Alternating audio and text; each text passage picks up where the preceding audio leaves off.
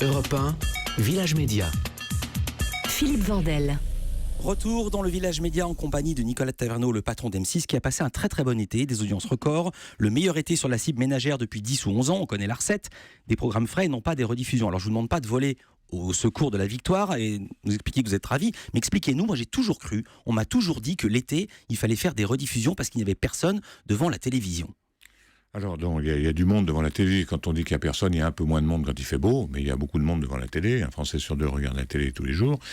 Et la deuxième chose, c'est que vous testez aussi des programmes. Et enfin, comme il y a du public, il faut... par exemple, on a la série En famille, qu'on met l'été, ce sont des inédits, qui était vraiment une très bonne série quotidienne. On a L'amour est dans le pré qui revient, qui était là tous les étés. Et puis, beaucoup, les magazines d'info. Les gens sont très friands de magazines d'info. Que ce soit l'info, les 12h45 ou 1h45, on a fait un tabac, mais Zone interdite, Capitale, Enquête exclusive, ça aurait extrêmement bien marché. Là, on a mis des inédits pendant l'été. C'est ça, normalement, la tradition, toutes les chaînes remettent ce qu'on appelle du frigo. Voilà. Et pas vous. Non. Voilà, on a fait des programmes. Oui, mais ça vous a coûté cher. Comment on s'y retrouve? C'est ça la question. Écoutez, ça nous coûte cher, oui, ça coûte un peu d'argent, mais on a fait un programme qui est l'année dernière, on avait un programme en mois de juillet, on a eu la finale de la Coupe d'Europe, donc il nous avait coûté extrêmement cher, donc ça nous laissait un peu de moyens pour faire des programmes cette saison. Les nouveautés de la rentrée? On a toutes les grandes marques qui reviennent. Quand je vois Scène de ménage hier soir qui faisait 4 millions et 4 millions à 20h20, c'est exceptionnel parce que ça revient tout le temps, c'est formidable. Il y a d'ailleurs le prime de ce soir et sur Scène de ménage, ils partent en vacances là. Les Français vont beaucoup s'amuser ce soir. Ils partent avec un peu de retard en vacances.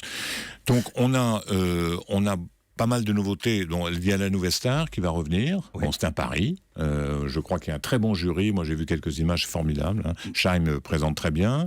On a Wild, qui est un jeu d'aventure avec Rothenberg, qui va être un jeu tout à fait important. On a pas mal de fiction.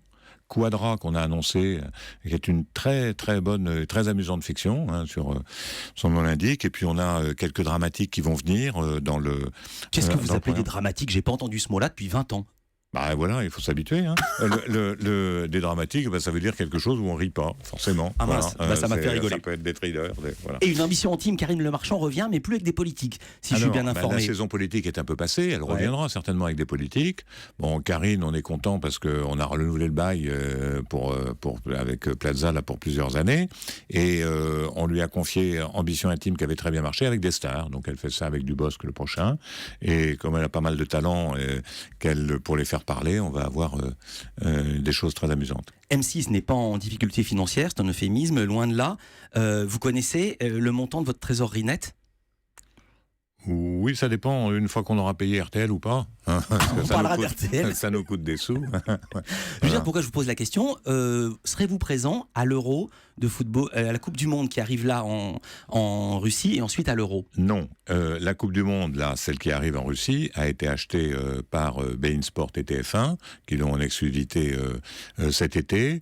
Nous reviendrons en football. D'abord, nous sommes en football sur W9 avec l'Europa League pendant toute la saison. Vous aurez Marseille, vous aurez Lyon, etc. Et nous reviendrons après la Coupe du Monde, probablement avec des matchs de l'équipe de France qu'on se partagera avec TF1, jusqu'au Mondial 4 ans plus tard. Donc les Français verront l'équipe de France sur M6. Le sens de ma question, c'était, allez-vous, comme fait TF1, casser votre tirelire pour avoir du foot sur M6? Non, parce que c'est vendu. Donc c'est vendu, c'est propriété... Non, mais le coup d'après. Le coup d'après pour l'Euro. Ouais. Très certainement, on sera présent dans l'appel d'offres. Alors, vous êtes pas seulement un président qui préside, vous êtes également très parfois intervenant sur les programmes. C'est vous, si je suis bien informé, qui aviez repéré Scène de ménage en Espagne. Oui, alors Scène de ménage, moi je vais tous les mois en Espagne dans un groupe de télévision espagnol où on apprend beaucoup en Espagne. C'est un pays qui s'est beaucoup développé, qui est assez proche de nous en termes d'intérêt, des émissions, etc. Et il y avait Escenas de Matrimonios qui était un programme dont la spécificité était d'avoir un couple de personnes un peu âgées et on l'a adapté en France très brillamment avec Cabot et tous les comédiens que vous voyez. Et puis il y a l'épisode qui a beaucoup fait parler, c'était en février 2016, vous étiez invité sur Canal+ dans l'émission Le Tube présentée par Ophélie Meunier et vous l'avez, entreprise en direct. C'est difficile de se concentrer en vous regardant. Vous pourriez être à M6, ce serait formidable. C'est très bien à Canal+ aussi. Elle était tellement bien sur Canal+ qu'elle est venue sur M6. Bah, c'est une évolution normale, hein. C'est une évolution normale. Et donc, non, mais elle est très talentueuse. En fait, c'est une vraie journaliste qui est très talentueuse. Et donc, non, ma question, c'était, on n'a pas l'habitude de voir un président de chaîne qui fait son mercato, son marché en direct dans les émissions. Non, ça c'était simplement un compliment. Le mercato, c'est Valentin qui l'a fait après. Hein. Thomas Valentin, votre numéro 2. Voilà. Les journalistes, c'est votre 31e rentrée, Nicolas de Taverneau. Les journalistes ironisent parfois sur votre âge, c'est pas très élégant, vous êtes né en 50, je l'ai pas dit. Vous aviez programmé votre départ à la retraite en mars 2018, mais vos actionnaires ont décidé de vous maintenir jusqu'en 2020. Est-ce que vous allez réussir à partir ? Ouais, généralement, quand on pose la question, je réponds, je partirai quand je serai vieux. Voilà. Ouais. Bon, alors, vous n'avez pas envie du tout ? Pour le moment, non. Pour le moment, on s'amuse beaucoup. Il y a une équipe formidable. Ça marche. Il y a plein de projets. Donc pourquoi la santé est à peu près là. Et voilà. Parmi les projets, coup de tonnerre dans le village radio. M6 va officiellement acheter la radio RTL. Ce sera effectif le 1er octobre. Et ces deux radios cousines, RTL2, Fun Radio. Qu'est-ce que ça va changer pour les auditeurs ? Pas grand-chose pour les auditeurs, simplement on va faire un petit peu plus de numérique, un peu plus de digital, etc.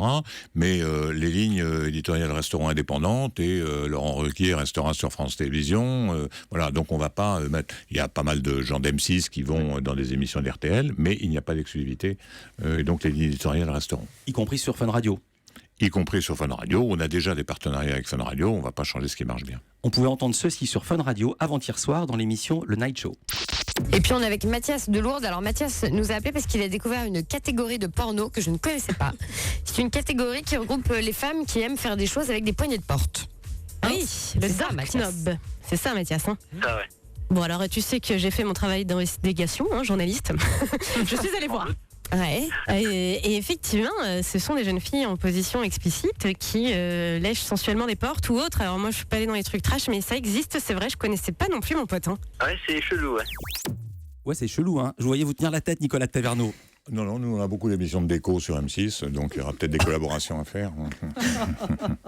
Quid de Christopher Baldelli, l'actuel patron de RTL, si c'est vous désormais le patron ? Ben Christopher, d'abord, on a l'habitude de travailler ensemble. Il s'occupait des chaînes Paris Première. numériques avec beaucoup de talent. Et il rejoint donc le directoire d'M6 comme vice-président avec Thomas Valentin. Il va s'occuper de toutes les activités radio et de l'information. Il restera patron de RTL ou ça va être vous de fait le patron d'RTL ? Il sera patron de l'activité radio et patron de l'info sur M6 et RTL. Europe. Europe 1.